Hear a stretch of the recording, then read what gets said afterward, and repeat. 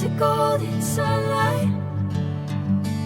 If I'm going with you, I know we'll get to the other side. Hello， 大家好，歡迎收聽今集奇聞速遞 Podcast。上星期咧有單好有趣嘅法庭新聞，就係區域法院法官陳廣慈正式宣判咧，判可柏即時入獄2個月。我之所以話係有趣並唔係幸災樂禍，而係法官用咗恩愛成恨4個字去總結可柏犯案嘅原因。一個70幾歲本應享兒孫福或者安享晚年嘅老人家，點解最後會搞到拎刀傷人，要踎監收科呢？今集我就同大家講下香港老男人嘅悲哀點解咁醜樣嘅河馬都可以令人為佢恩愛成恨入獄呢？係咪真係因為空虛、寂寞、凍？ If I'm going with you, I know we'll get to the other side. 先講翻今個嘅判決啦，可柏早已經認咗一項有意圖而傷人罪，不過今日宣判嘅時候佢人唔喺法庭嗰度，原來因為佢身體唔舒服，呢排要留院，所以缺席聆訊。法官考慮到佢年紀又大，身體又多病，如果再因為病去押後審訊對佢唔公平，於是就喺佢冇出庭嘅情況下直接判咗佢監禁2個月。大家可能覺得會傷人斬到人點解淨係判2個月咁少嘅？呢個就係成單案最特別嘅地方啦。法官陳廣慈喺判詞裏面特別提到呢種典型嘅恩愛成恨法官話可柏今年已經77歲年紀真係唔細啦，而且身體又多病，心理報告又話佢好孤立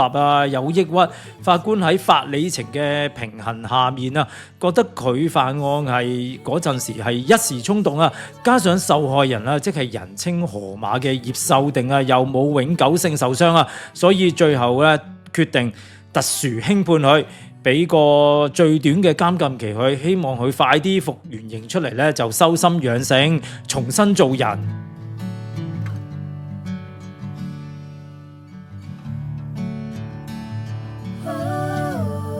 咁問題嚟啦，人到70古來稀幾十歲人已經經歷咗咁多風浪啦，點解可柏偏偏搞到恩愛成恨，甚至動刀咁激呢？要明白呢一點我哋唔可以單純咁講心理學啦，而係要睇翻呢段關係入邊嘅核心人物即係大家個個鬧爆嘅大陸女人，網民心目中嘅河馬。喺香港人嘅心目中呢個河馬由頭到尾嘅形象都非常清晰成件事根本都充滿心計㗎。當日可柏幾百萬棺材本諗住過晒俾佢啦，戒指話買就買，全城都睇得出呢個女人係衝住錢而嚟㗎，想壓榨可柏嘅身家。問題就喺呢度啦，當呢個女人用盡方法去氹可柏暈得一陣陣嘅時候令到可柏完全迷咗落去甚至連自己嘅仔女家庭全部都係反轉豬肚唔要將成副身家同成個世界壓晒落呢個女人身上。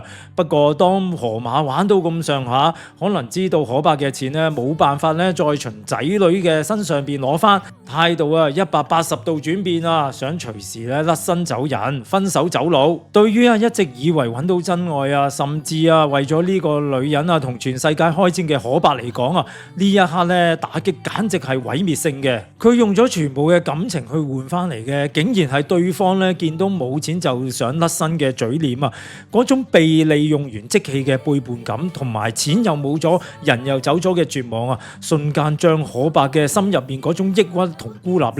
推向高峰。俾人揸乾同背叛之後大腦嘅理智徹底斷線就爆發咗同歸於盡嘅心態啦。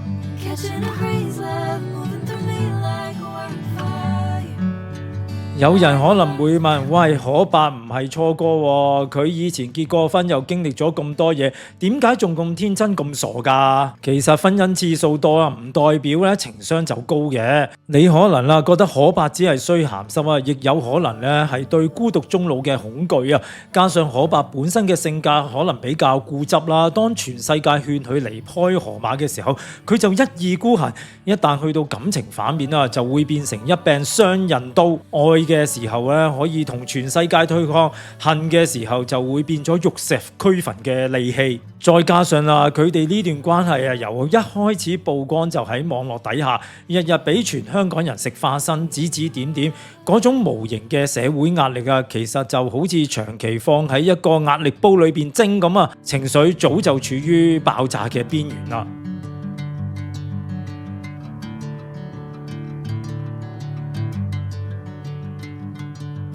各位男士們，如果你唔想好似可伯咁恩愛成恨，應該點做呢？第一樣嘢，千祈唔好將人生所有嘅意義全部壓晒落一個人身上。無論你幾多歲都好生活一定要有多元嘅支柱，要有朋友，要有興趣，要有自己嘅社交圈子。如果你世界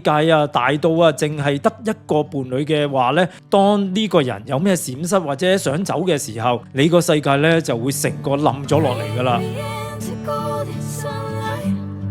第二樣嘢就係正視情緒，唔好怕揾人幫手。好似可伯咁，老人家有孤立感、有抑鬱，其實好需要及早疏導噶。如果身邊嘅屋企人、朋友或者社區中心嘅社工能夠一早察覺到老人家嘅情緒有咩唔妥，成日覺得世界針對佢，或者對呢段關係極度焦慮嘅話就要主動去關心下佢啦，甚至尋求精神科醫生啦或者心理學家嘅專業人士幫手。千祈唔好覺得老人家發脾氣就由得佢啦，好多時悲劇就係咁悶出嚟嘅。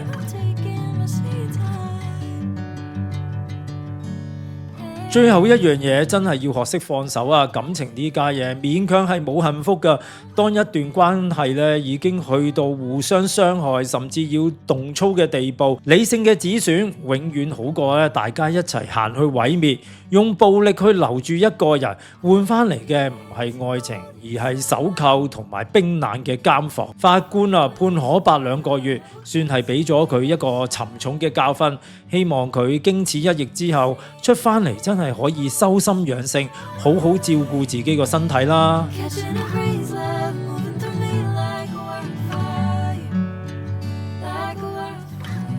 好啦，今集就講到呢度啦。大家對可伯呢單嘢又有咩睇法呢？歡迎喺下面留言同我一齊傾下。如果你都喜歡呢個節目，記得訂閱、讚好同埋 share 俾身邊嘅朋友。我哋下次見，拜拜。